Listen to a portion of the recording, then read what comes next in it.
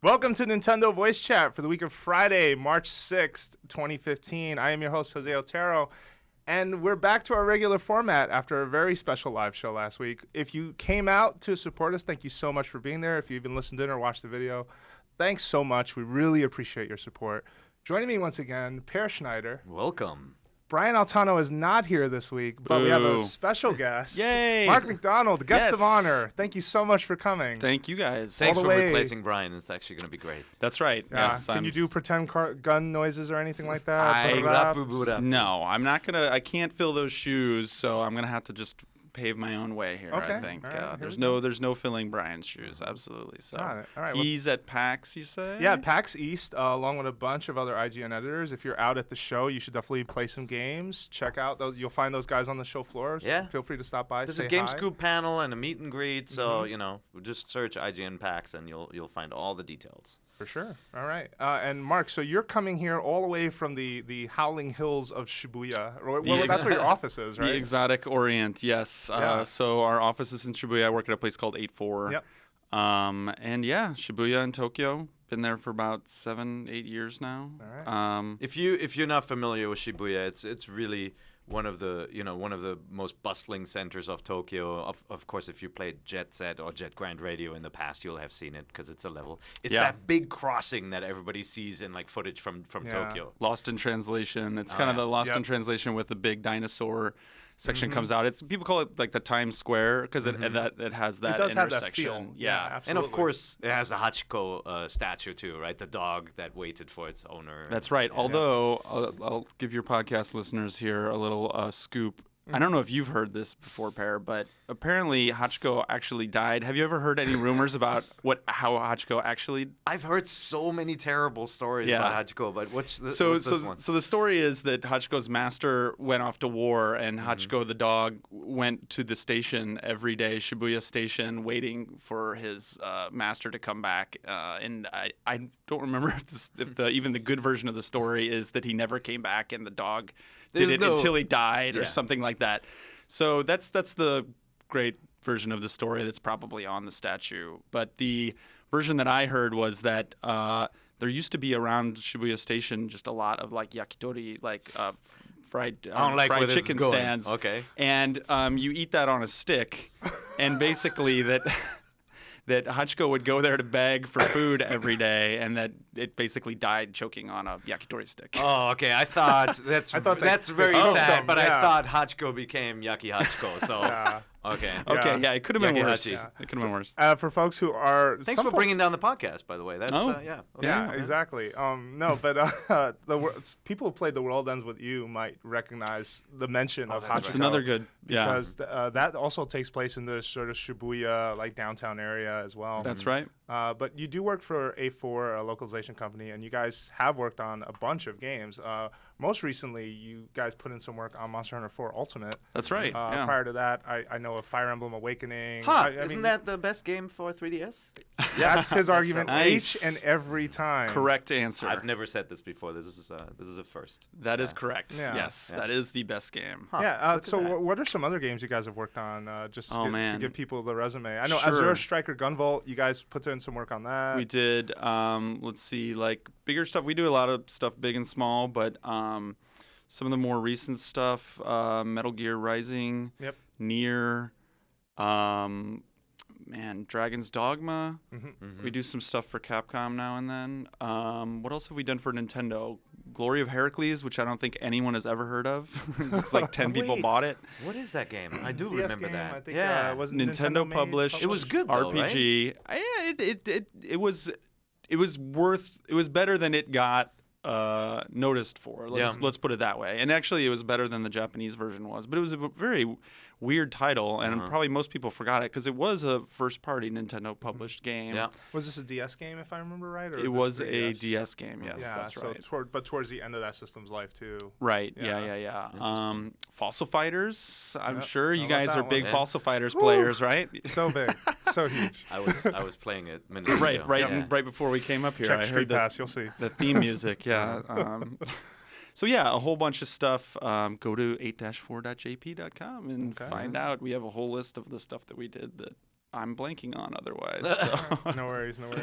Pop quiz because you're in the hot seat. So we're going to come back to talk a little bit about that work and, sort of localizing and working with Nintendo and with Capcom and you know, sort of what you guys look for and try to do with the projects that you work on. Yeah. But first, I wanted to talk about some impressions. So, Pear, you have been playing Mario vs. Donkey Kong Tipping Stars, and you can't stop telling me about it at every chance. So I want you to tell the listeners at home now.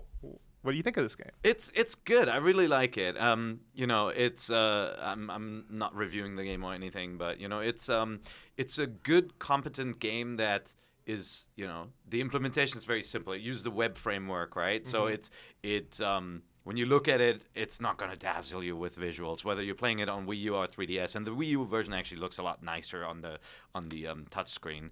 It's not going to dazzle you. It's not even in 3D on the 3DS. But it is kind of like it's an example of where, a game concept that is so at home on iOS and would blow up on iOS, you can play on Nintendo devices as well. It's NST made. Right? Nintendo software technology for folks at home. Yeah, and the basic concept of the game is, it's a touchscreen enabled game where it's a take on Lemmings, right? You want to get your characters to the goal. Different characters have to go to different goals. They have to avoid spikes, and you can, open doors, close doors, reverse conveyors. But I was actually really impressed with just the kind of just one more level factor. I played it while I was traveling. And I just couldn't put it down. It's a little on the easy side for a puzzle game, but it has it has a medal system, so bronze, silver, gold. Right. Getting golds on some of the levels definitely takes multiple tries, and you actually figuring out the routes of the characters. But the big feature is that it has like the previous entries, it has a level editor, so you can anything you see being done in a level you can create yourself. And it's a really nice interface too for building the level. So I'm curious, just based on what you were saying so far, like two questions. So did you say one version, like the Wii U version, is 3D, but the 3DS one is 2D? No, they're both 2D, same game. Basically identical, right? They use a web framework, so right. It's 2D sprites sort of instead. It's a way to effectively develop for two systems. It's a low kind of impact game when it comes to graphics. But it's not using stereoscopic 3D on 3DS. Yeah. Gotcha. It's not using the system. It's a 2D game on both platforms, exactly the same. On 3DS, you can put up the slider all you want, nothing's going to happen. And it's like the two-screen setup is very limited too. Like you'll get a full view of your map at the bottom, and some of the maps are bigger and scroll. You can scroll them around.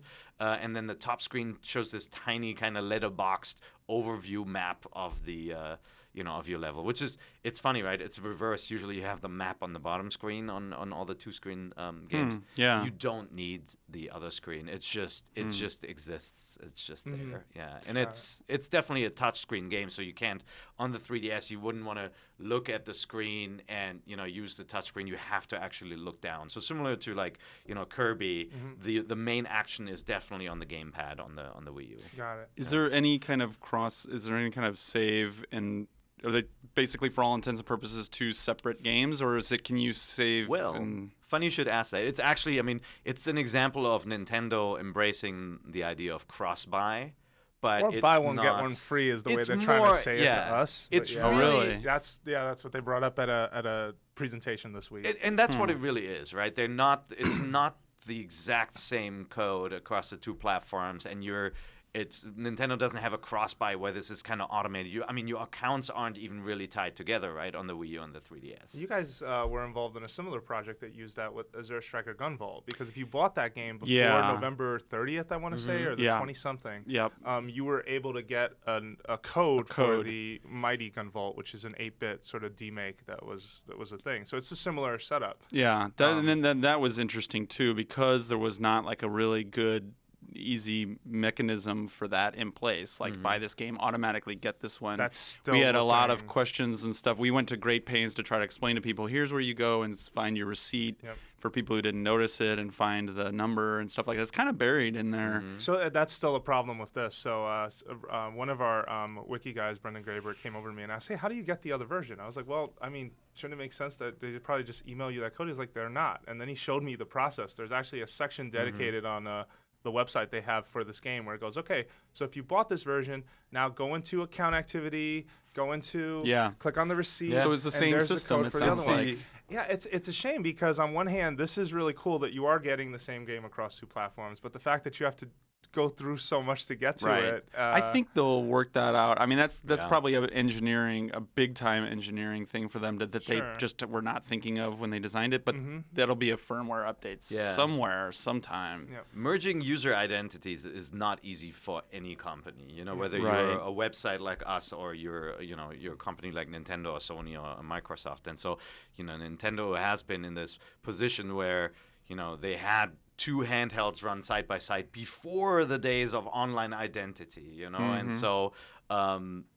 you're just seeing kind of like I think you're seeing the last days of those complications. They're absolutely going to unify the identities. There's just no way around it. Like just the system transfers from one 3DS to the next one just showcase how bad it is, and compared to like you buying a new iPhone and activating it, it's just so cumbersome. And so the logical outcome is one identity, and then the offers of cross-buy. I'm glad they're already It's because you're here. I'm glad they're already doing this.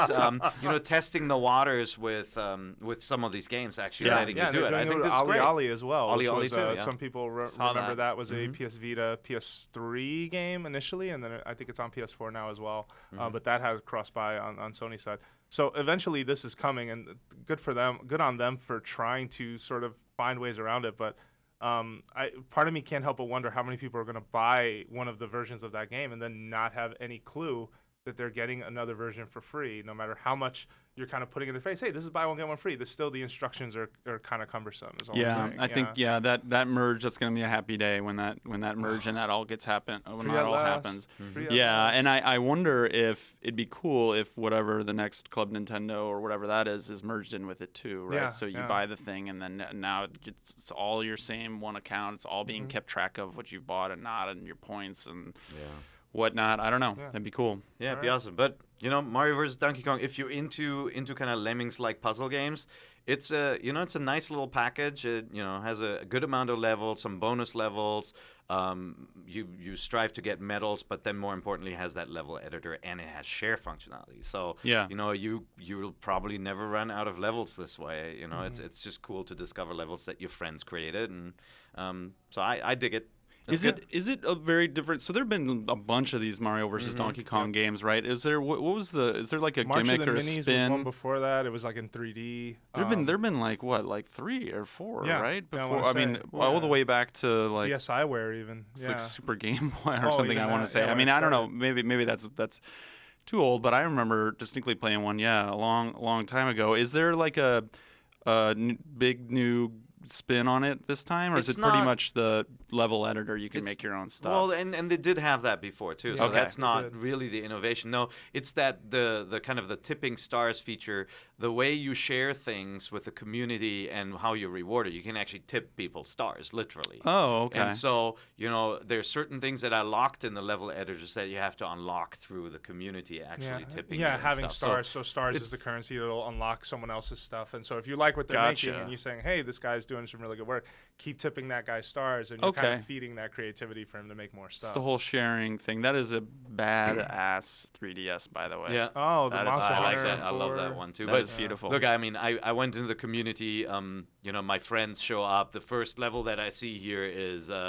from Andre over at Game Explain, right? Andre Segers, who used to work for IGN. He shared a level with me, and it's just it's cool to be able to discover your friends' levels and then pay them back by tipping them and all that. So you shared it like via Spot Pass because you guys are friends?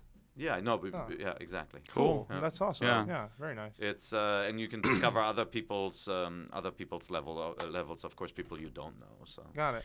I love that stuff. I'm so happy Nintendo is doing this, because not only does it extend the replay value, it's just like finally Nintendo games are kind of moving into that little big planet realm where it's just like you can create these outrageous, really original things. You know, it's still a little limited because you're not creating new elements or backgrounds and things, right? You're working with their template, but I've always dreamed of, you know, Mario and Donkey Kong, these games kind of going open and letting you be creative with them. So, and speaking of Mario, like it bodes well. Maybe this is them kind of dipping their toe in ahead of Mario Maker, right? Where it's like, okay, here's the sharing system, what's working, what's not, or whatever. Like that's obviously going to be a huge part of that game, right? Yeah, that and Pushmo were two examples of them kind of. That's right. There was Pushmo as World well, too, where they were trying. Well, Pushmo on 3DS they were trying it, but even Pushmo, I think it was called World. The last one they did on Wii U, where there was also a community and sharing sort of feature there. So yeah, maybe this is examples of that. So then I'm playing Codename S.T.E.A.M for review right now. Obviously, I can't go too into specifics, but I can talk a little bit about it. But I'm curious, what do you guys want to know about that game? I want to know a lot. Well, okay. Very first question that I would have. I had heard from the demo that something that it was really slow, or there was loading times between every turn. Alien movement. That was it. Yeah, alien movement is currently one of my like mini gripes with this game because the way it unfolds, it's a turn-based action game, right? It's presented in a third-person view, and after you can take as long as you want on your turn in campaign, as long as you're playing campaign. Multiplayer, there are different rules for that. Long as you need to.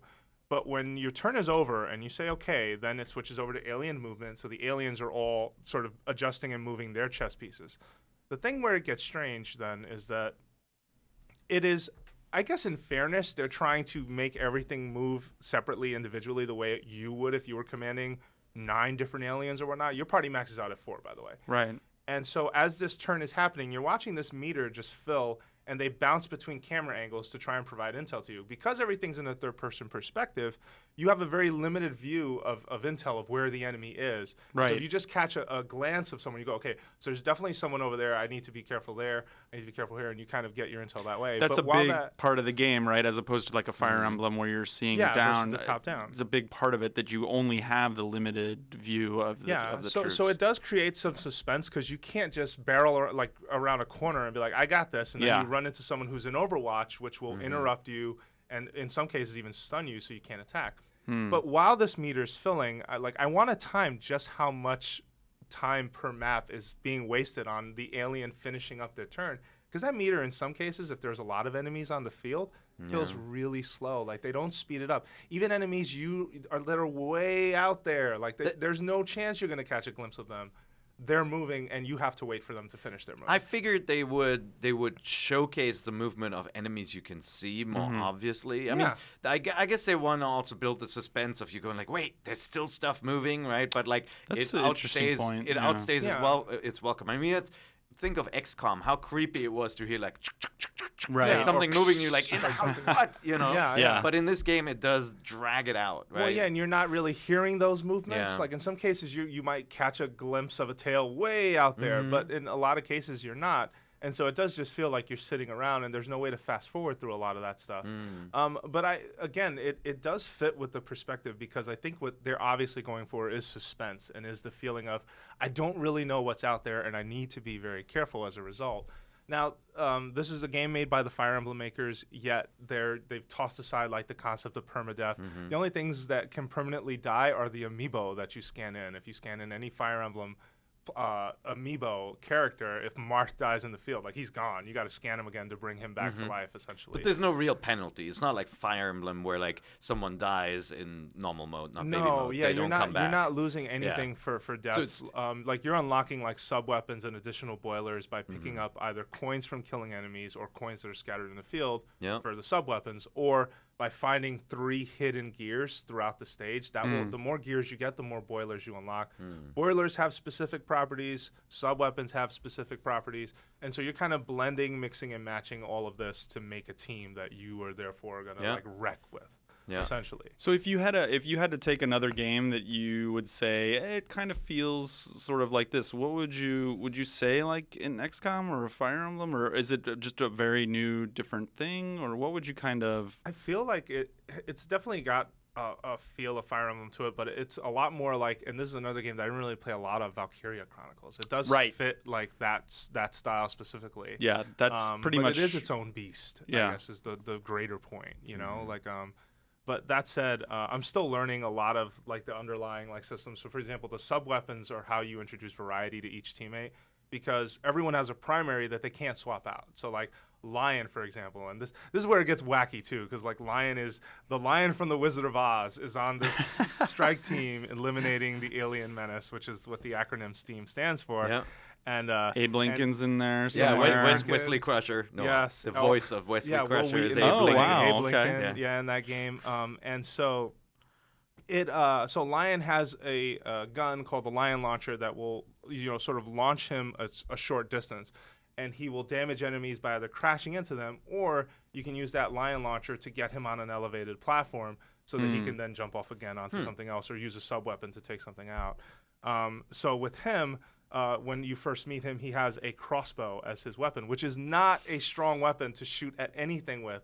But if you are aiming for this game leans on like the glowing weak point idea that a lot of games lean on, right? Mm-hmm. You aim for that glowing weak point, you have a better chance of hitting it because the crossbow is so precise. So there are things like that to take into consideration. Do you find yourself, one of the things I heard people talking about on the demo was, given the limited viewpoint that we talked about a little bit earlier, they would designate kind of a Overwatch person, somebody that they would put up on high ground just to be able to see kind of what was going on as a strategic element. Do you find yourself doing that? Sometimes, yeah. I mean, sometimes I find myself doing that sometimes, but my strategies go all over the place. Like sometimes I have this great plan where like, hey, there's an elevated point, so I should definitely have John Henry, who has sort of a weapon that it has John an arc, Henry.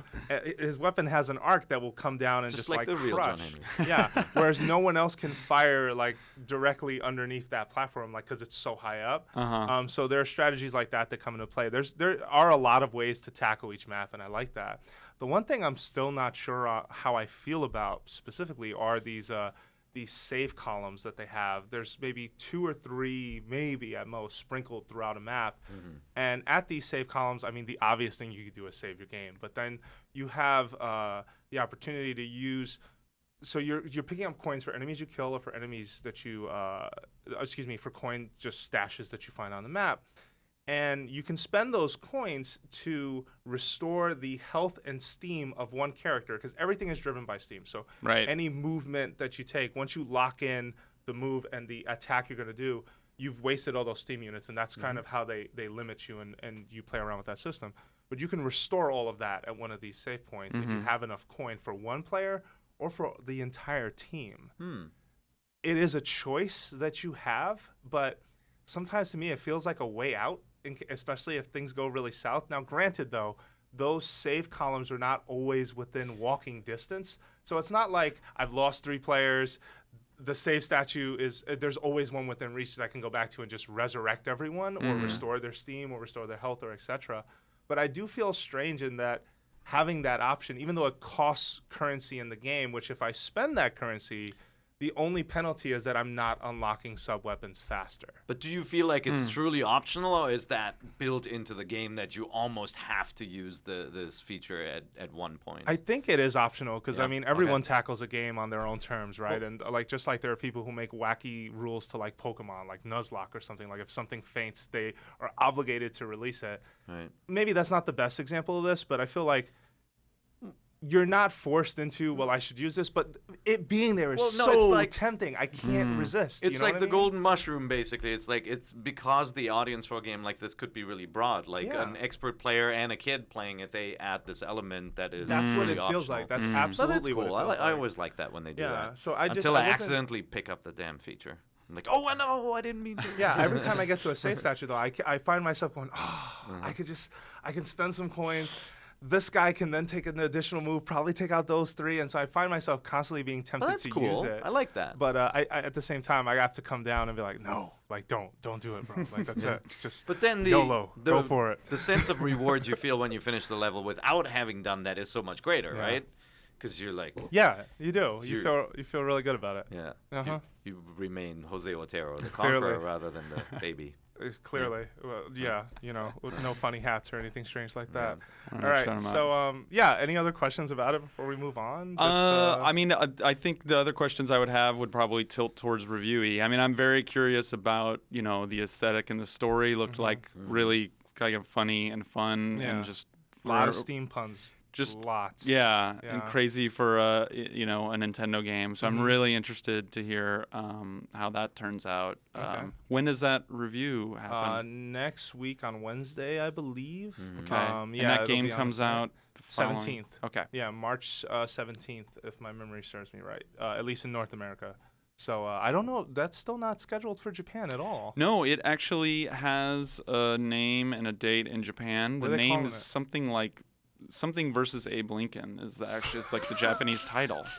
It's like it's aliens. It's either aliens versus Abe Lincoln or Abe Lincoln versus aliens. Yeah, something like that. Which Okay. is like I really like too because it's just getting right to the heart of the. It's just like we Yeah. got three words to. yeah. let Was you know. somebody inspired by like the Abe Lincoln vampire hunter kind of stuff, or like where did this come I'm from? not sure. It's so weird. Yeah, it is super weird. Yeah, and the art style, even though it is very representative of the golden age of comic books, like that's the style they're going for, and it's also very, the steampunk look League as of well. Extraordinary Yeah, Gentlemen. it also and feels very like maybe this is a stretch, but it does feel very like out there, like BioShock in a way. But it's not serious in any way. It doesn't take itself seriously at all. Right.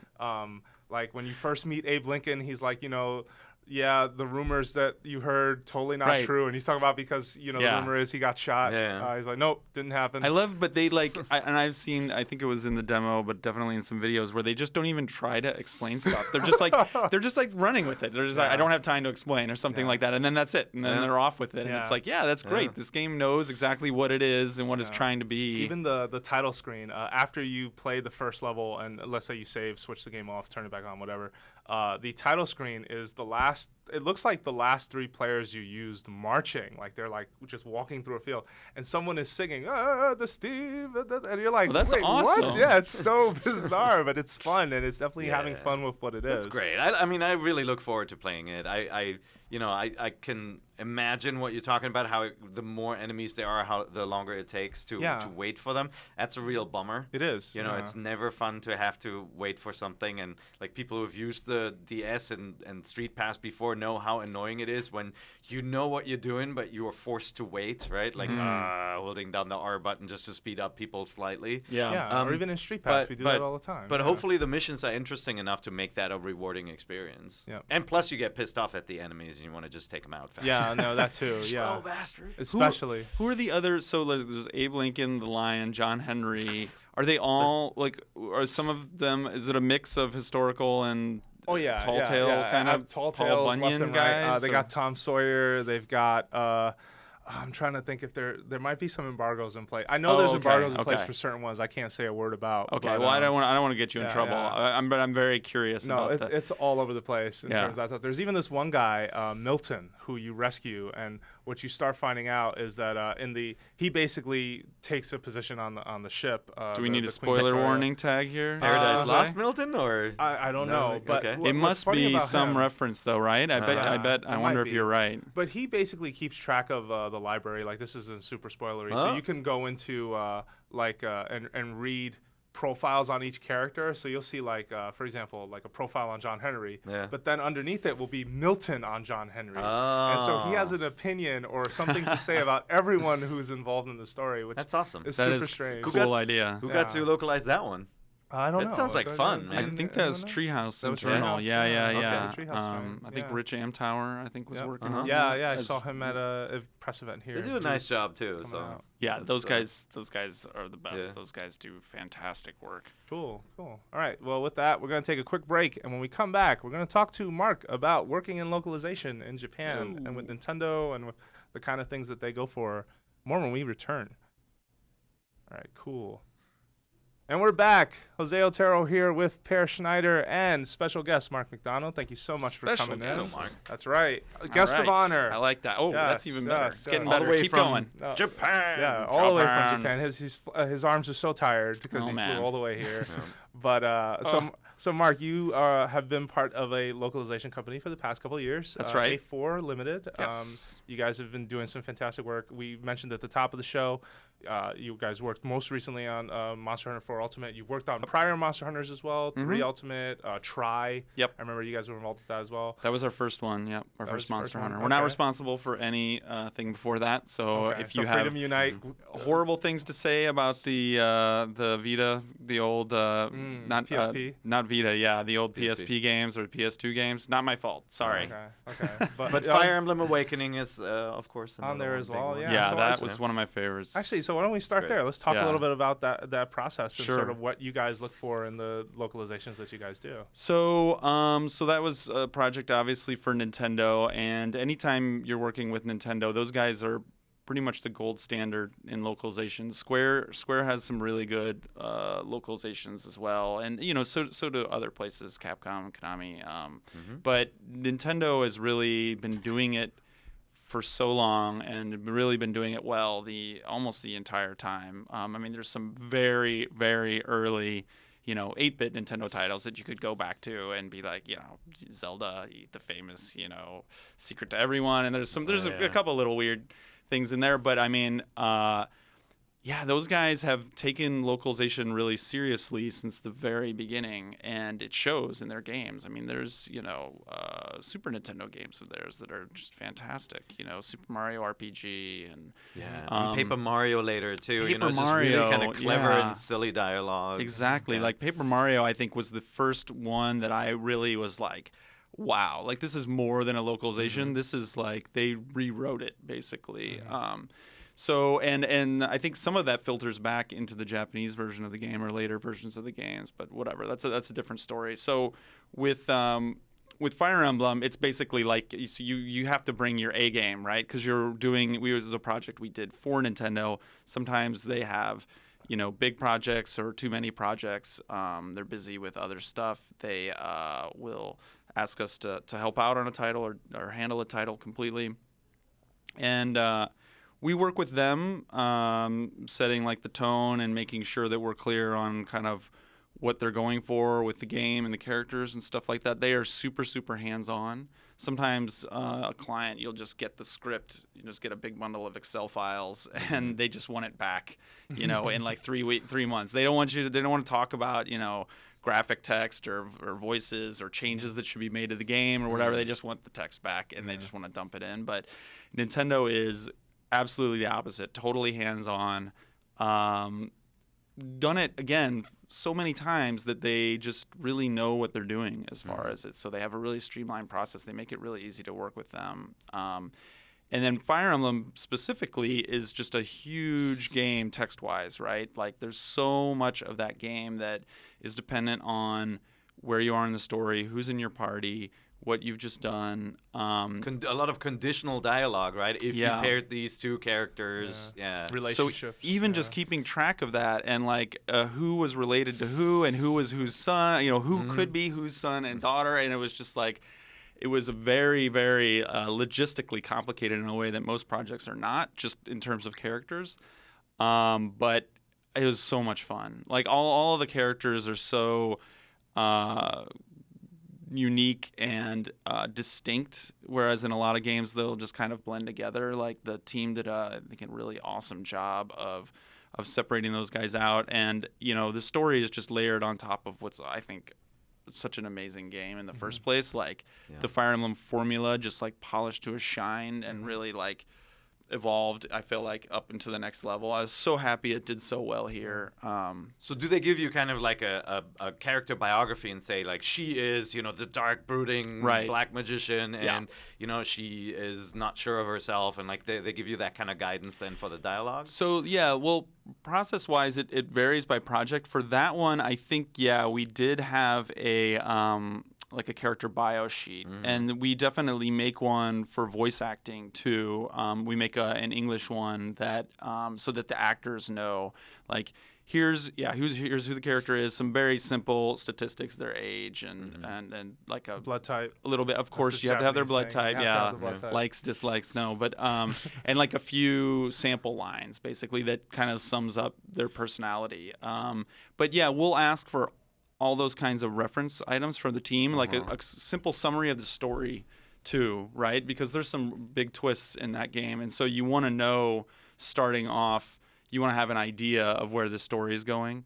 So they'll provide us. That's the kind of stuff that we'll ask for, and then Nintendo's really good at providing. That's great. I loved how consistent that game was, and great job on the localization. I mean, there's a lot of text in that game, and after a while, you kind of just want to get to the levels, and so you go fast through some of the text as well, just because it's so rich and wordy. But like the conversations are sometimes ridiculously funny. Yep. No, and I just loved how it was really consistent. Like I really knew how certain characters were going to react. Oh, that's awesome. Just based on like a couple of lines, you're like, oh, that guy is the guy who always tries too hard. And Oh, that's awesome to hear. Yeah. So how much of that stuff in terms of personality is already in the Japanese script, or do they give you guys sort of the ability to then go, well, this doesn't work that well, in America, where either these references or this particular archetype makes no sense? Well, kind of a rule I think that we try to follow when the client will let us.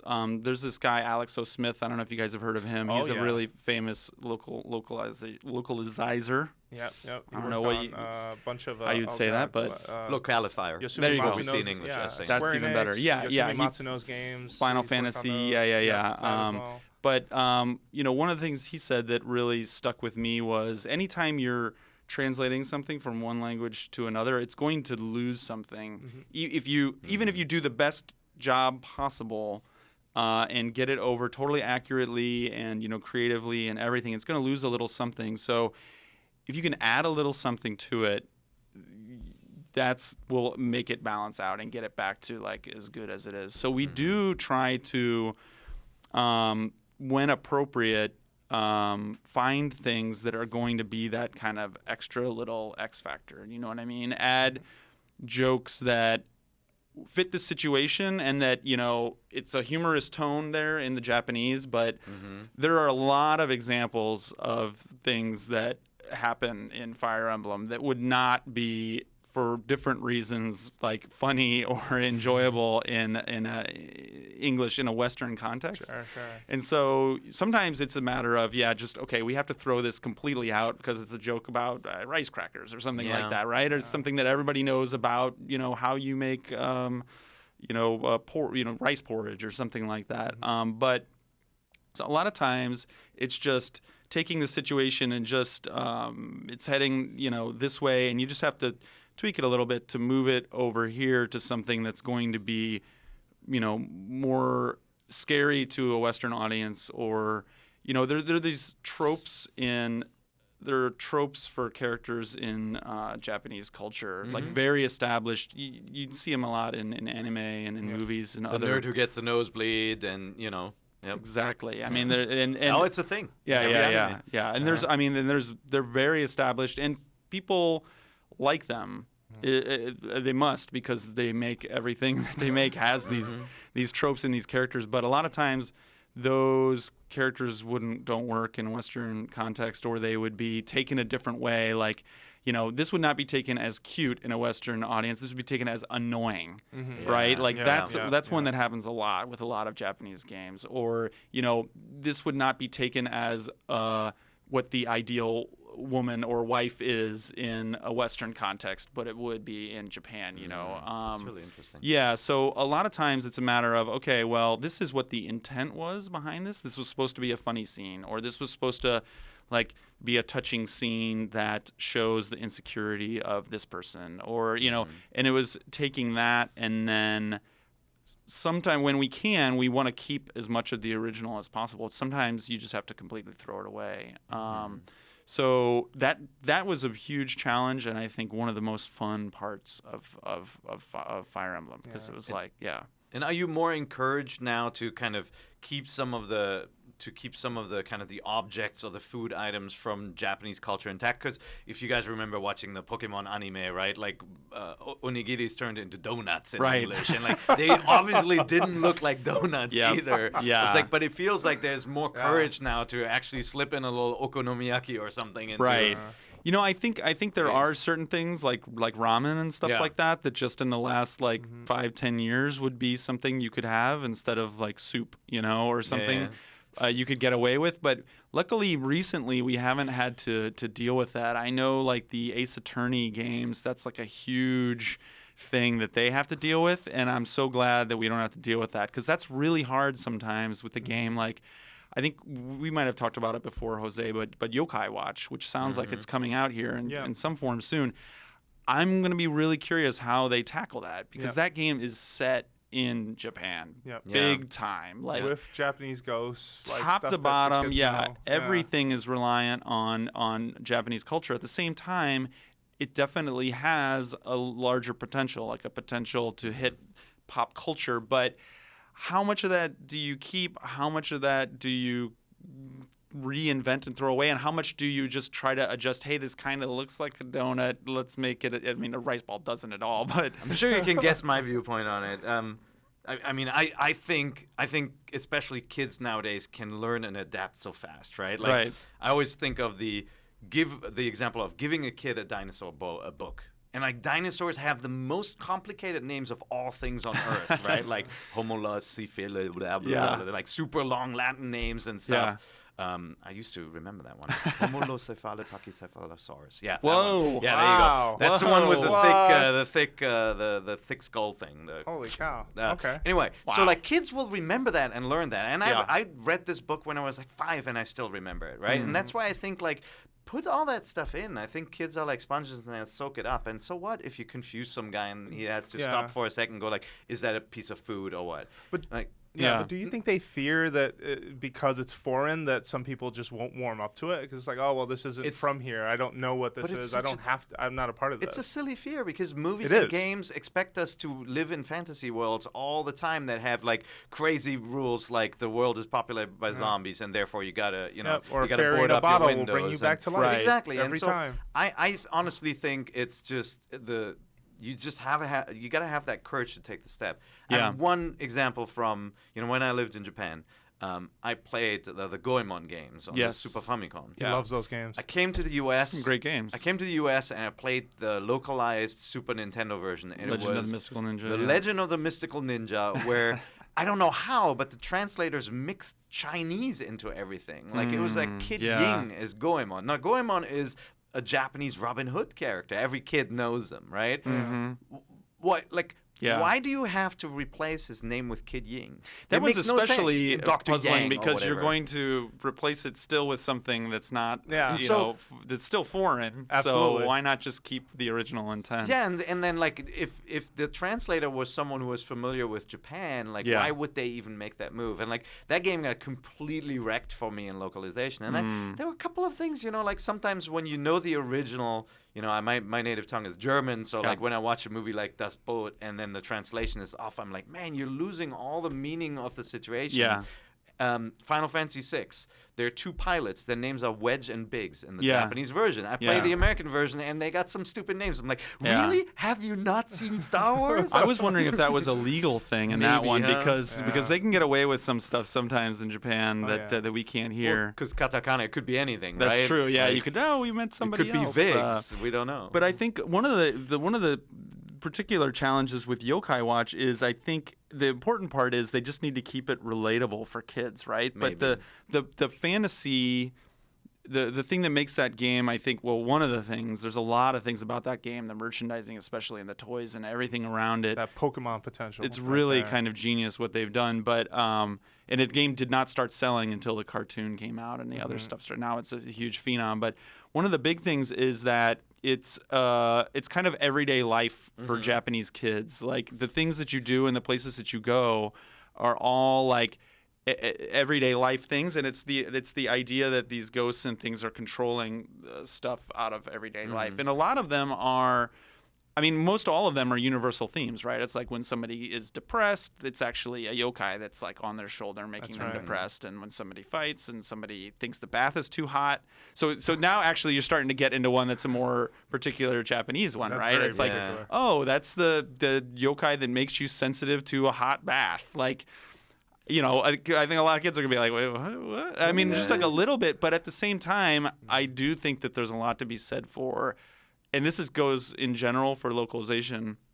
A lot of times people will be like, well, a lot of people won't know that word or something like that. And it's like, well, they'll learn it. Like that, like, let's have them stretch a little bit, right? Like, let's challenge people. If you're writing down to the lowest common denominator all the time, it's just going to make it not interesting for anybody. But if you are still understandable, relatable, and just adding a little bit of stuff, people will reach for it. People will stretch for it. That's kind of what we try to strive for. Yeah, I mean, Japanese life is definitely different. You know what? If you just look at the life of a Japanese kid in school, you know, like the things that they do, how they get to school, what the rules of school are compared to here. I mean, there's some huge differences. But I think if you think of like the Miyazaki animated movies, like you watch a movie like Totoro, you're not going to sit there and be all confused why life is that way, because you're taking it in and you're actually learning as you're seeing it. Yeah. So I always love that when you know, there's that courage to just say, hey, you'll learn as you're observing how this world works. Right.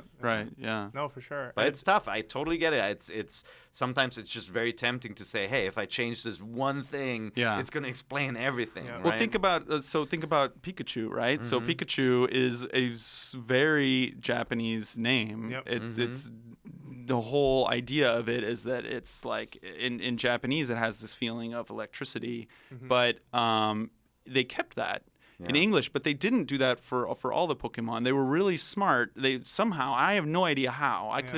Those guys really did an amazing job on that, because they're smart enough to be like, okay, well, this will work. We can keep this, and kids will learn it, and kids will adapt to it and whatever. And then for other ones, they would adapt them and make them another thing. Even with the new ones, like you take a character like Greninja, which is one of the like Pokemon X and Y, like Pokemon, it's like a frog-looking like ninja hybrid, and that's the name they settled in the West.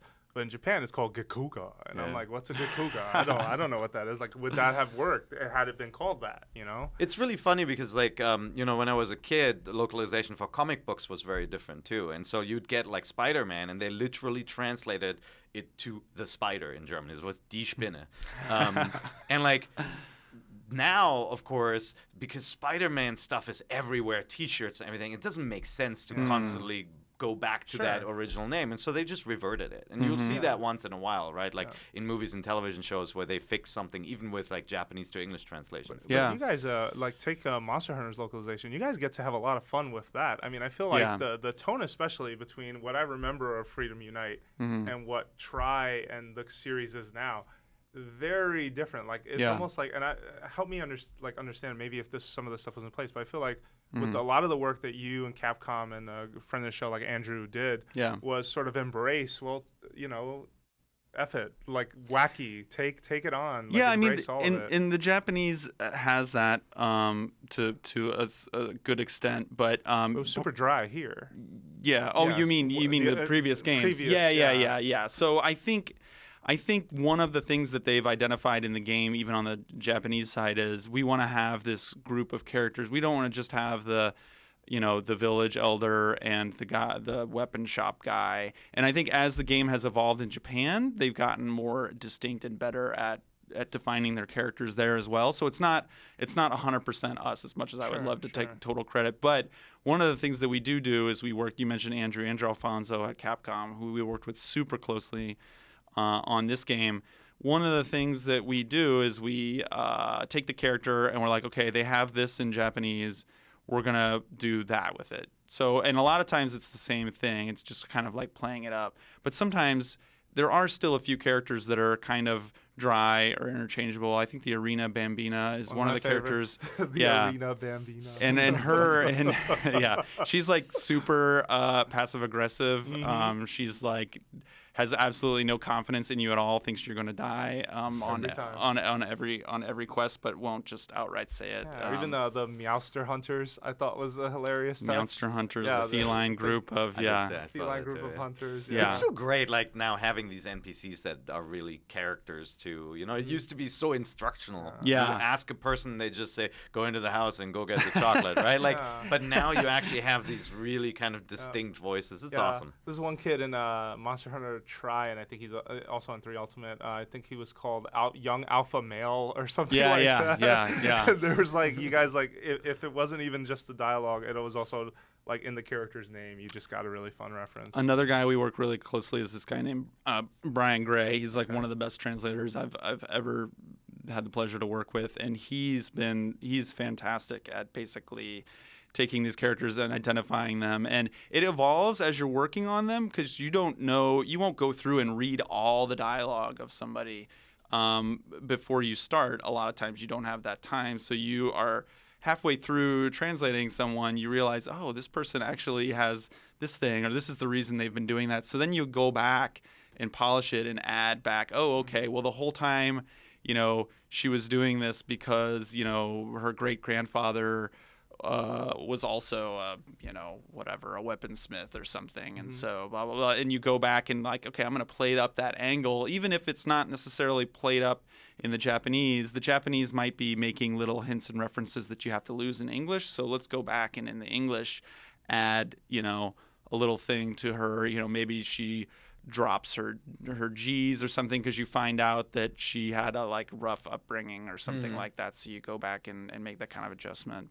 And I wonder if also in the development process, in Japanese they'll start writing the story, and by the time they get to the end, maybe some viewpoints and some things about the characters may have changed, right? Yeah. Like, just think about how the Star Wars movies, like Lucas keeps on fiddling with the first ones because he changed things at the end. Oh yeah. And, like, you guys can benefit from that kind of more holistic view of the game's story. That's totally true. We get, it's when we're not doing a simultaneous translation, it's a lot better because we have that kind of, we can say, okay, here's the beginning and end of the story and take a look at it that way. Especially on a bigger project, you don't have that luxury, I'm sure, as the developer, always to go back and revisit that early text and the early characters. That's really cool. Sure. Yeah. Sounds like a fun job. How do you get into something like that? It is. It's most of the people that we work with get into it. So we have writers and we have translators, and sometimes we have writer-translators, but they're not necessarily the same skill, right? So you can be a very good translator, but not somebody that you want to have in charge of the final product, like really adding the character voice and stuff like that, and the polish. So occasionally you will find that very rare Pokemon that's somebody who is a great translator, but also can just basically translate right into something that's very close to a final product. Yeah. But sometimes even that's dangerous because as somebody who's checking the final pass, it's nice to see, okay, here's what the Japanese was saying, almost literally, and then here's what we're going to do with it in English. Sometimes that's nice because it also gets dangerous. Anytime you add or change anything at all, it could be the most innocuous seeming, whatever. This happens sometimes in Fire Emblem where somebody would talk about that, you just make an offhand remark about cooking or something like that. Like, oh, wow, this curry is amazing. I could have never made this myself. And then, 3 months later, you're editing something and someone's like, oh, yeah, that same person is like, oh, yeah, I'm an expert cook, right? Or something like that. And you're like, oh, man, I added that just little note about, like, I could never make this myself back there. We have to go back and catch that. So that stuff is super, super dangerous, but you do want to do it. You have to make it natural. So a lot of times it's helpful to have that in between straight translation. But a lot of times if you do have that, you want to have a writer, a pure writer. Sometimes they don't understand Japanese at all. Just go through, take the English, and then polish up that English. So a lot of people we get have a game writing background. We've gotten some of the best people we have worked at places like IGN and that 1UP and different places in the media, because you're basically editing, right? So especially if you have experience editing other people's work, but also creative writing, those types of backgrounds. Also, we get a lot of people. Those people do really well. And then on the translation side, it's a pretty different track, right? Because most people come to Japan, or they lived in Japan at one time or another for whatever reason. English teachers, right? A lot of English teachers, yep. Kind of 1 year stay English teacher thing. Yeah. Still a thing? Is that still happening? That's absolutely still a thing. That's basically the default way, for a lot of people just to get over to Japan and then to do what they want to do. So, you meet a lot of people. It's kind of like being a waitress in LA or something like that. It's like, okay, you're here as a waitress, but what do you want to be doing? And if you're hopefully movies, a lot of people nice kind, of the nice kind, right? Yeah, and so not the valley kind in LA. And so for English teachers, a lot of times they're there. That's their ticket over, and then they're there to use it to do other things. But that said, there's a lot of people who they're English teachers, and that's what they really want to do. And I think that's great too. Cool. And hey, if you want to just be a waitress in LA, that's cool too. Nothing. Yeah. I know you have a huge LA waitress audience. I don't want to insult anybody. Right now. Yeah, there no, you go. but I mean, I lived in LA for a few years. It's a real thing. Yeah, right? yeah. It's a real thing in Hollywood that's a way to be exposed to a lot of directors who come through the restaurants and the bars and everything. So that's a real path to take, and it's obviously worked for many. So yeah, also true. Yep. All right, so before we get into our last segment of the show, we have a segment called the question block. Very similar to a 4-minute warning, if you remember. Oh yeah, of course. RIP, rest in peace. Awesome part of One Up Yours way back in the day. So we have a lot of our listeners sort of send in questions and stuff that we can discuss for a fixed amount of time. But I want you to tell the folks at home the gifts you have brought us. Oh, yeah. You have brought several. What is this? Where did this come from? So I did not bring the can of coffee that this comes on top of in Japan, but this went on sale a week before I left Japan. So just like 2 weeks ago. I think it's Daido coffee. Can you smell the I was the trying coffee to smell still? the coffee on it. So yeah, it's this little green plastic cap that is actually a warp pipe when you flip it over. That is so cool. There you go. Blend is beautiful. Blend is beautiful, Jose. Daido blend is beautiful. You got the and we're not being paid for this, so so just so people know, this is no paid advertisement. I don't think they even make this in the West. But yeah, so it comes on top of a can of coffee. It's just like a limited time promo. It doesn't cost any extra. It's just like a bottle cap sort of thing, basically, and you turn it over, it becomes a warp pipe. It has a little plastic toy inside of different Mario characters. Bowser, Luigi, Mario, Goomba, yeah.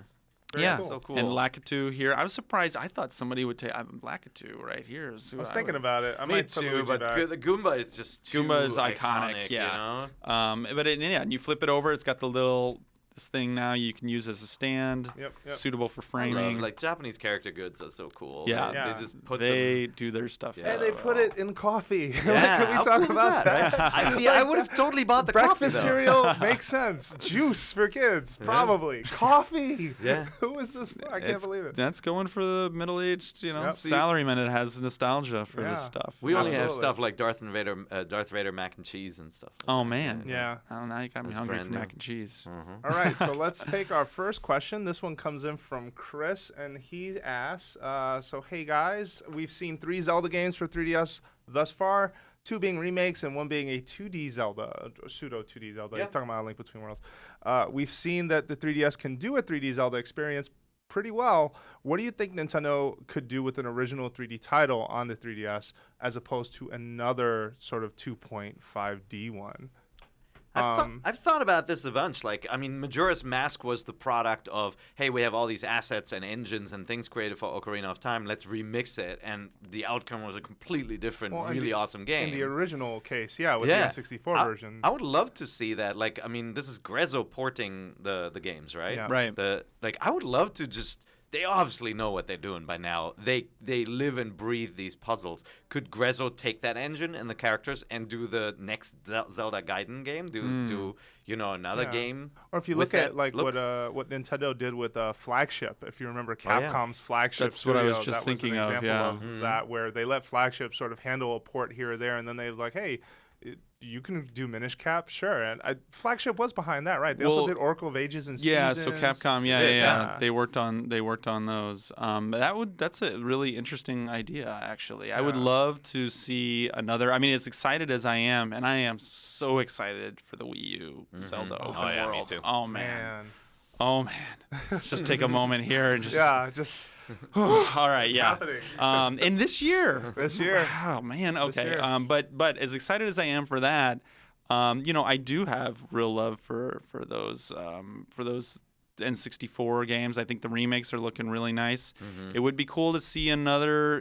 Maybe they would feel licensed to be a little more experimental along the lines of a Majora's Mask in some way of.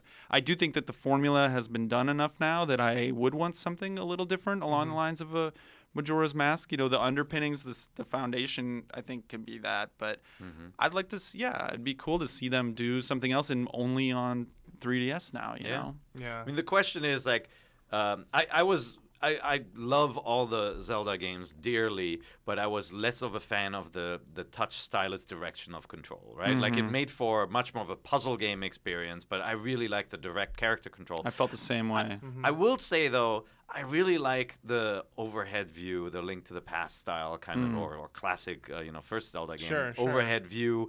And I thought the kind of room depth and the multi-level structure for Link Between Worlds worked really well on the 3DS. Absolutely and so, did. if you were going to ask me, would you rather have them do the Majora's Mask Ocarina of Time style or the other one, I would go for the other one. Yeah. On the 3DS now. So the 2.5D A Link Between I Worlds really style like that thing. idea because it made for some really unique puzzles, and it just wouldn't be the same without the 3D on the Wii U. Yeah, so I would push back and just say if they were to embrace doing that 2.5D style again, I do want it to look a lot better. Like A Link Between Worlds to me was good enough, but it definitely wasn't a stellar looking Zelda Art by style any or stretch graphics though? Art style, I would say. Graphics and the characters were not my. No, they weren't. Yeah, Like exactly. The a little plasticky, very and I'm not plasticky, sure. Like the a little sideburns on weird. Link look like Is- sausages. Like is I was that a just thing? grossed out, man. But is that a thing in Japan now? They look like the weird cupey plastic statues and things. Yeah, they kind like a of Nendroid did. or something? Nendroid or I mean, something? I'm not seeing it in a whole lot of other media and games and stuff like that. That it really was a weird look. It really reminded me almost of like an awkward like CDI era where things were like just starting to be rendered. Yeah. Old Disney too, you know. Yeah, And- like yeah. flat shaded and just like Yeah. weird, very plasticky and artificial looking. And what bugged me out was that they insisted on doing cutscenes with them, and that's Right. what really made it look worse. Yeah. Like if everything would have been just kept in that top-down perspective, and you don't break to do these cutscenes, I think I would have been fine to some degree in most of that story. And of So that course, a stuff kinda bugged me. stellar, amazing game. And Yeah, and for sure. you're It is a and really when good you're game. seeing most of the time, you're right. It's minimal. You don't notice it as much when you're playing in the normal game. But I do think I agree with you guys. I would like to see sort of a unique 3D Zelda, something that is experimental with the 3D formula, because I feel like up until now the 3D formula has been reserved for the home console for the most part, right? Like we didn't have sort of handhelds that were strong enough to be able to do something different with 3D, and it feels like all of the Zeldas that were portable did try unique experiments and unique things that you didn't really think the home console version would get away with trying to do. So definitely taking that 3D formula and then spinning it on its head, trying something a bit different, I think would be cool, because it really works really well. Like I am so in love with Majora's Mask. Like I'm on my next review assignment, and I'm so close to the end of that game, and I'm like, I can't wait to get back, because like everything works so well. The sense of doom, the sense of atmosphere with that game is so intact, even though it's on a smaller screen. No, I mean I want there to be both. Just like I like Super Metroid and Metroid Prime, they're so different to me. Right. You know, I don't want to pick one over the other. And like if you think of the Ocarina of Time, like the puzzles translated to 3D, you walk down a stairwell and you see a painting on the wall, and you're like, wait, there's a ghost in that painting. You go close, Poe, you go close, and it goes, and it disappears. Like it's something that you couldn't do the same way in the 2D games, or like chasing Ganon from one painting to the other and having to turn. And so I love that there's these two branching paths, and if that means that the 3DS always gets the 2D one, that's okay by me. Sure. I don't necessarily need the 2D to be on the Wii U or flip it. Yeah. Right. Yep. Okay. Yeah, maybe they'll branch and they'll have like the Link to the Past style game, and that'll keep going, and then they'll have the 3D one, and we can have a awesome Zelda game once a year. Yeah. Oh man. Well, they're And then they'll always have a Wii doubling U them one. up now. For the last 6 games, true. it's been 2 a year. Like Skyward Sword, Ocarina of Time 3D, Wind Waker HD, A Link Between Worlds, and now technically again with Majora's Mask, and if Zelda's on time this year or not, which is the big question. I like that. Yep. Yeah. All right. So next question comes from John H. Barrios, and he asks, having a hard time whether to buy a Wii U now or just wait until E3 for Nintendo to announce a price cut or a redesign or something. Can you guys help? Should I buy this thing? Yes or no? I mean, my thing is you should have already bought one. That's not gonna help. seriously, I mean, come on. There's enough good games for that thing now. Like, is there going to be a price cut at some point? There's going to be a price cut. Yeah. Is it probably going to be, at the most it'll be $50. even if there's a price cut at E3, if you wait another 4 or 5 months until the holidays, you can get it another probably $40 cheaper. But at some point, stop waiting and buy the thing, because the $40 you're missing out right now on a ton of really good games. It has the library, I feel like, now to absolutely legitimize it as a purchase for whatever it is right now, $300 bucks. It's $300 now. But even the release schedule, right, with like the past two years, you were kind of sitting around between releases, going, what am I gonna play? Like the wait between, like the last wait between Donkey Kong and Mario Kart 8 was excruciating. It was like, what were you doing? Right. Like with your Wii U, what were you really playing then? I don't know. This year they seem to have that more bottled down. Like Kirby just came out. Next month you have this month you have Mario Party 10, which, take it or leave it, whether you're a fan of the franchise. I'm just pointing out software here. Splatoon's coming. You got suddenly defensive after, because I think you can tell. Wait, Mario Party. Wait, well, where I are you raised going with one this, Jose? eyebrow. Yeah, exactly. Mario Party. What I'm talking about is Splatoon. Like, there's a lot more coming. You're saying you can always wait, right? Like, whenever you wait, something better is going to come around. There's a tipping point, and I feel like that the Wii U hit it a few months ago. And you're talking like someone who's owned the Wii U from the start. Yes. And that's fine, but I'm saying he hasn't owned one up until now. So there's buy one now, and like the games are going to keep you busy. You're not going to have to worry about the drought, because the games that are already out will keep you busy up until, That's a fair point. The fall and Zelda. Unless you want to hold out for a limited edition like Zelda hardware bundle. Yeah, but that's a lot longer, that's going to be Christmas. You have to wait all the time till then. I would say, honestly, I mean, if you are on the fence and you have other consoles or a 3DS and you are not dying to play the games right now, E3 is only a couple months away. And like, true. We know now that there's certain limitations with the Wii U, namely storage space, right? Maybe Nintendo will announce a version with a built-in hard drive. I don't think so, by the way. I just don't think that's going to happen. But there's all this talk whether there will be an upgrade that does something. But honestly, I mean, if I was you, I'd buy it now and not wait. With the 3DS, I think it was a lot trickier, where it was like, well, if one with a second stick comes out, you definitely want to wait for that one. Right, exactly. Because immediately the impact, the audience is going to be split. Certain games will only work on the new one. Majora's Mask much better on this with a second analog stick. They're not going to make a huge change to the Wii U, where they're splitting the audience. Right. Yeah, absolutely. That's a good point about the 3DS. It's a much trickier thing to say with that, because anymore it's like it updates relatively quickly sometimes, and it's the screen is bigger. It's like appreciable differences between the different hardware revs. They're not going to boost the processor speed on the Wii U. I mean, you could see like a $29.95 price drop or something like that. Take the Wii functionality out. But honestly, I mean, I don't think Nintendo is not the company that combats on price usually, right? Like, I mean, look at their games are usually full price. Like, I was going to tell John, no matter when he buys the Wii U, the price of the game is going to be the same unless you get lucky with a sale on the eShop or something. And thank goodness for that, because they're keeping the price of games, if everybody was at the same race to the bottom, Nintendo games really do keep their value. But and it's good that somebody's doing that, because we're seeing it now. But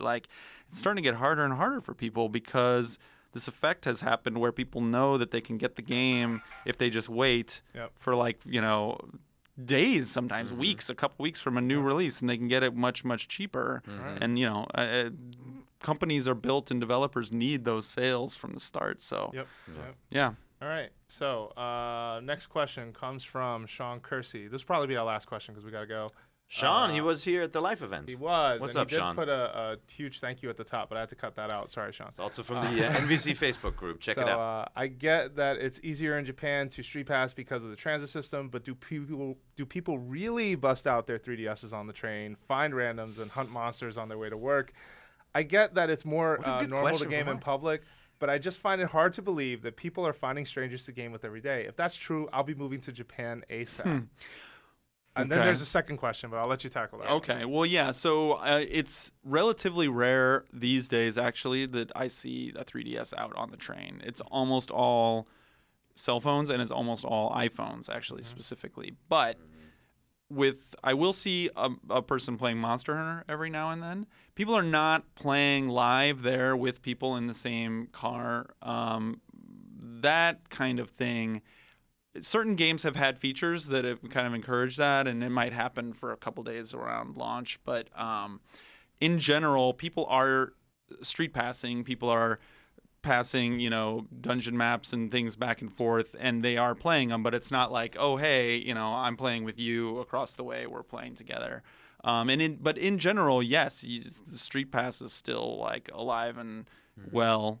You can just be carrying it and then come off the train and you've got a whole bunch. It's like being at PAX every day, basically. Yeah, or even that space outside of Yodobashi Camera where they have these cones put up and people just street pass in that area every day. It started with Dragon Quest 9, yeah. But even now, I mean, you're spoiled because in Japan at one point it was you took your 3DS on the train and you just got like your queue would fill up so fast, and that's definitely died down from the sound of it. In the US, it's died down a lot. Yeah. So I just I flew to LA this week. I travel all the way from Marin County to the airport, so that's like an hour drive, right? So I pass a lot of people. Then I'm at the airport. That thing is on in my backpack.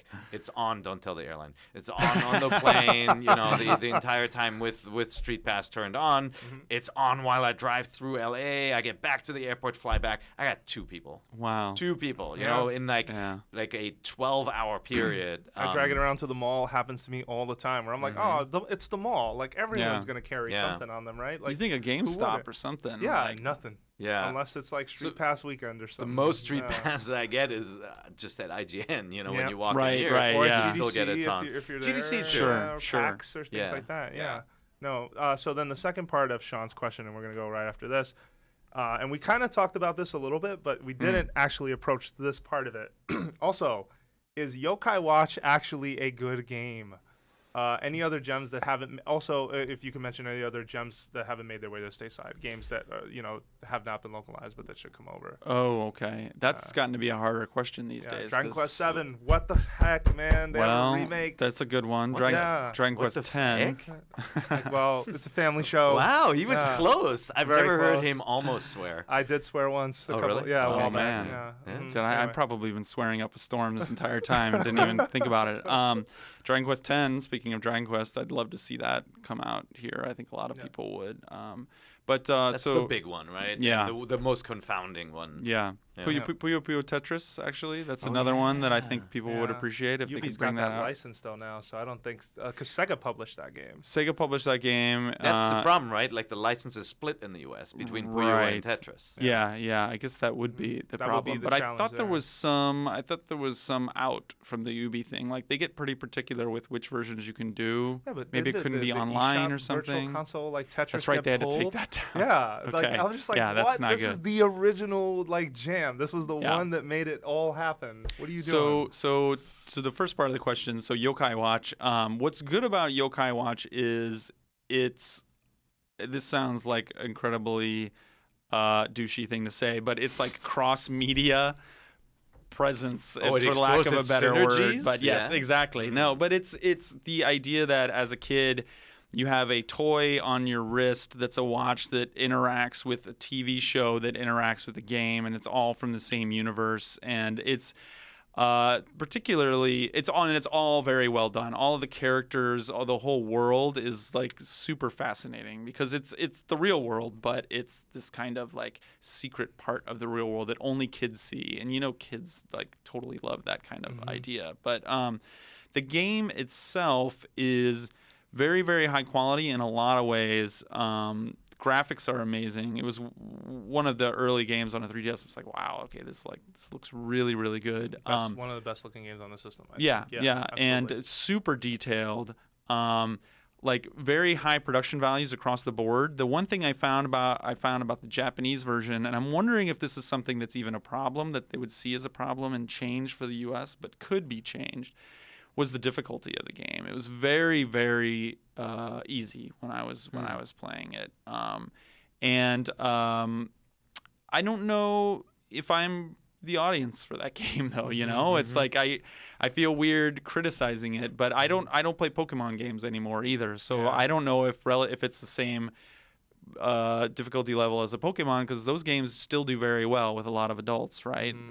But they still get in a lot of kids. So let me ask you this, just because you brought up Pokemon, were you Pokemon crazy at one point? Like, did you fall deep into that well? So I did a strategy guide on the original that will cure you. Pokemon. There was also a huge EGM cover story I'll never forget. Yeah, was like, I actually was not involved in that cover story. Not at all, no. But I did a book before it had come out here back when, and it's hard to even think about now, but like nobody knew or really even thought it would be that big of a thing, besides obviously people at Nintendo. But it was at that E3, the publisher that I worked with on strategy guides, I'm like, we should do this game. It's huge in Japan.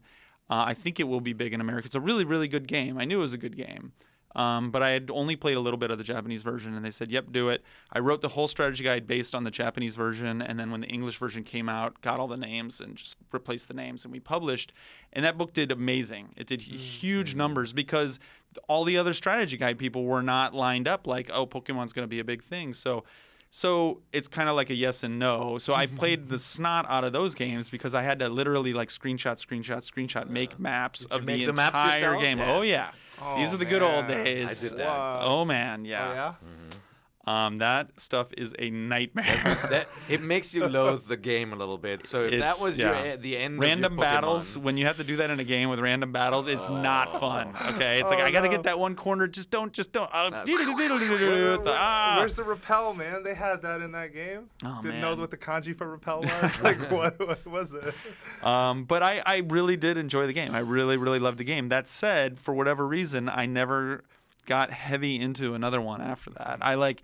I knew it. I respected it. I actually watched the cartoon when it started and really enjoyed it. I was like, this is amazing because I had done the book and played the hell out of the game, but never really watched the Japanese cartoon. Okay. But just how well it was integrated in with the game and kind of the reverence that it had for the game, even though it was in a different media, like unlike something like the Zelda cartoon or like some of the game cartoons that I grew up with. Yeah. They were just embarrassing garbage. Well, at the time we ate it. now up, they're though, amazing like though. Yeah, no, even at the time, I thought it was garbage. Nope, Yep, not. They were garbage at the time. Now Yes. they're amazing. I was a kid. I could eat an Octorok. No, well that was a whole different other problem. That's that CDI garbage. Like we could spend a whole. that those is two are amazing. linked at the hip. Yeah, Yeah, They're the linked same thing. at the hip. Yeah. It's so Hey, clever. You brought up cross media. You know, Amiibo obviously is the biggest example in recent times for Nintendo cross media. Are they readily available in Japan? Or? So that's what.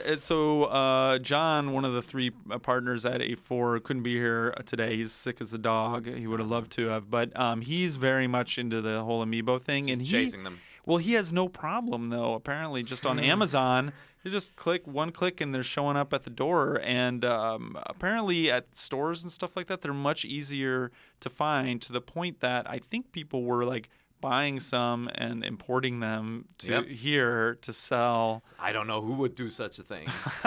So what kind of he did. Brian Altano did. Nice. Brian's case was even scarier to watch because he would put in pre-orders at like Amazon, and then he would fret over, well, what if that gets canceled? Yeah. And So then now he he'd has buy everything 3 another one. times. Yeah, he'd buy another one man. from Best Buy, and then he'd import another one from hilarious. Japan. And then all of them would come in, and he'd be like, okay, well, now I got to Now I sell got these. 3, so yeah. now he's Okay, walking around the that- office going, hey, you wanna Well, Ike? the I got an issues- Ike for you. The issue specifically in the U.S. is that they Nintendo made some of them retailer exclusives. So you had to pre-order a Shulk at GameStop, you know, Yeah. and like Meta Knight was an exclusive, and Rosalina and so forth. And so you get really nervous. I mean, as somebody with a job, I can't be standing in line, you know, Exactly. wait for the store to or open. watching your phone, like for Yeah. the notification from Amazon to come and be like, yes, it's So time. that's what Oh, we it's the import. We race. all all of Okay. us have some that are Japanese amiibo, and like maybe Let me not all of us. Matumbo Oh. that statement. Absolutely not. But I got a Wario on pre-order from like Amazon UK right now. So Okay. you know, Oh, because yeah. I don't know You what's going to fancy. happen over Yeah, here. I haven't heard of them doing the retailer exclusive thing, and I think Iwata, nice. in his most some of his most recent investor comments said something about how they were not being super popular in Japan. Which shouldn't be a surprise. Disney Infinity didn't do that well there. Skylanders didn't do well in and it's Japan. interesting. He mentioned a couple things. One of them I think was like the size of them, that they were bigger than stuff like this that I brought, and like the capsule toys, right? Yeah. That people are used to collecting. I don't know. I'd be curious if they That's a good point. they've started talking about taking the functionality and putting it in other things like cards and whatever. I wonder if they care enough to do a line of different things that they think would be more popular in Japan. Bringing back the e-reader. That's what we're doing. Put them in coming in coffee boxes. Right? That'd be awesome if it was. I in mean, this. that would be cool. If something like a product tie-in like this, but something that's easy to get for people versus and easily cheap to make versus what they're going through getting all of them out the door right now. Right. The card thing is weird. We haven't talked about that much, but it's like if it doesn't have NFC, then it's got to be activated by a camera, which means doesn't that mean everybody you can put just share them? Remember, the NFC chip is like Is a it sticker, really thin? dude. Yeah, it's super thin. So you think you they- can put it in a card; it wouldn't be a problem. My problem with the card thing is that I mean, pardon me, but it feels like a crappy alternative for someone who really wanted like a villager or a Marth, like a figurine, and they were willing to pay for that. And you're just saying, oh, this card will do the same thing. Don't worry about it. You're like, wait, what? But like, why? if that is the step towards a great Pokemon trading card game or Right. something, then I like the Well, and concept. that's the thing Yeah. I'm waiting on is where is the game that's finally going to really take advantage of this? Like Mario Party somehow is looking to be in some ways that game, but in some ways still not that game. They're still feeling their way. I was kind of surprised at the slow.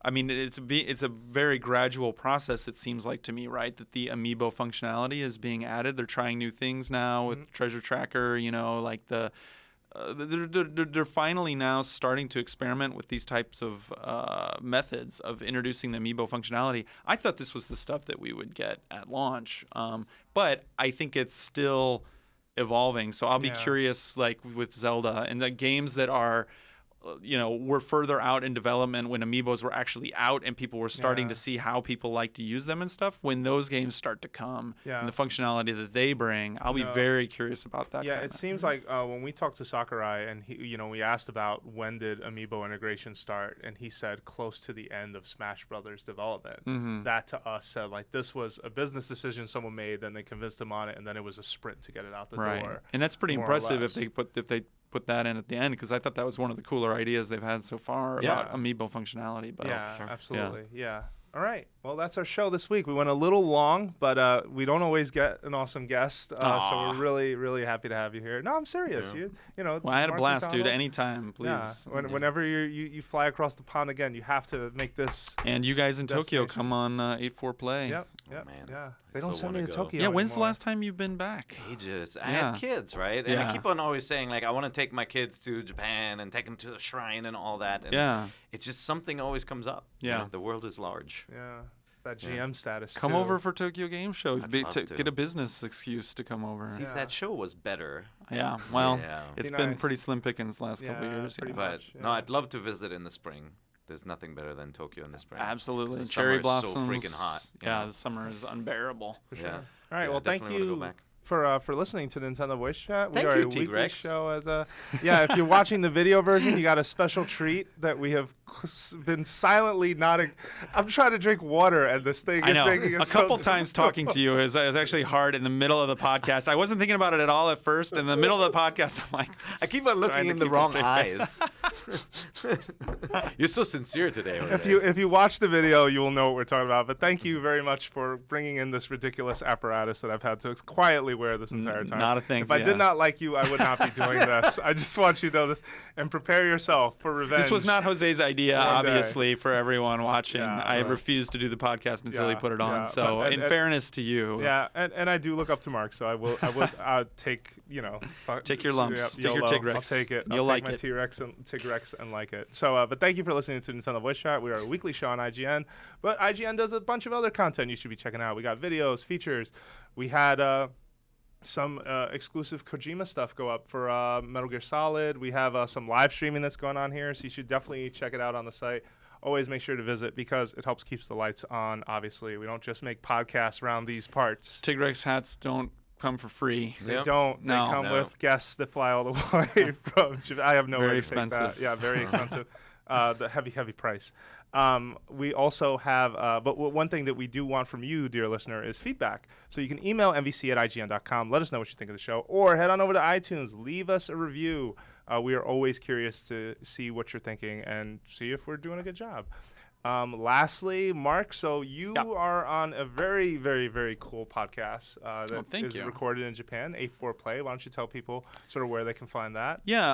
And other ways they can find you. It comes out every other week. You can find us on iTunes. Search for A4 Play. Yes, it is in English. That is a good, important point.